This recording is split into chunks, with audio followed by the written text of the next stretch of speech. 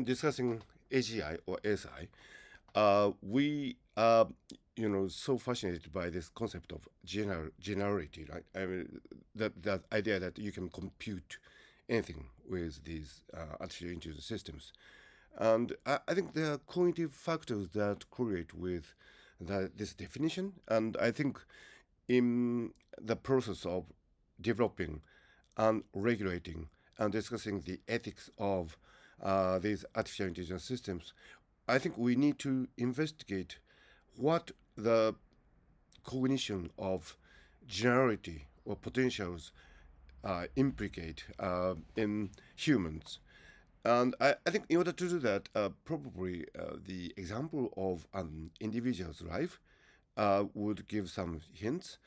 And specifically, when you see a kid, a really brilliant kid, um, he or she is perceived to be capable of many great things. So when you see a great, brilliant kid, you think to yourself, "Oh, you don't know what he or she is going to do in his or her life," and we expect great things from this person, and but as time goes by, no matter how brilliant he or she turns out to be, there's this sense of specificity, something that is diminished from the initial expectation of, unbounded potentials for the person. I think the same goes for AGI and ASI.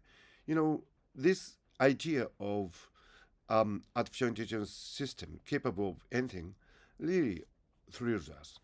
However, the moment the AI uh, sets out to do something specific, there's this sense of diminished potentiality. For example, if an AI sets out to solve the Goldbach's conjecture or Riemann conjecture, or you know any other unsolved mathematical problems, it'll be great if it can be solved. But there's this specificity, this narrowness associated with any specific computation conducted by the artificial intelligence system.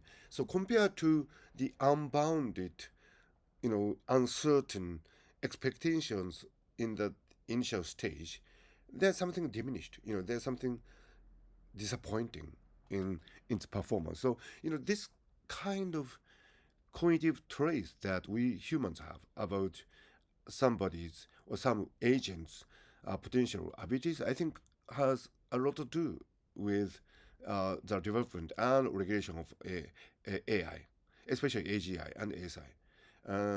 I think we need to look into human psychology and human cognition in order to have a robust model of what AGI and ASI implicate.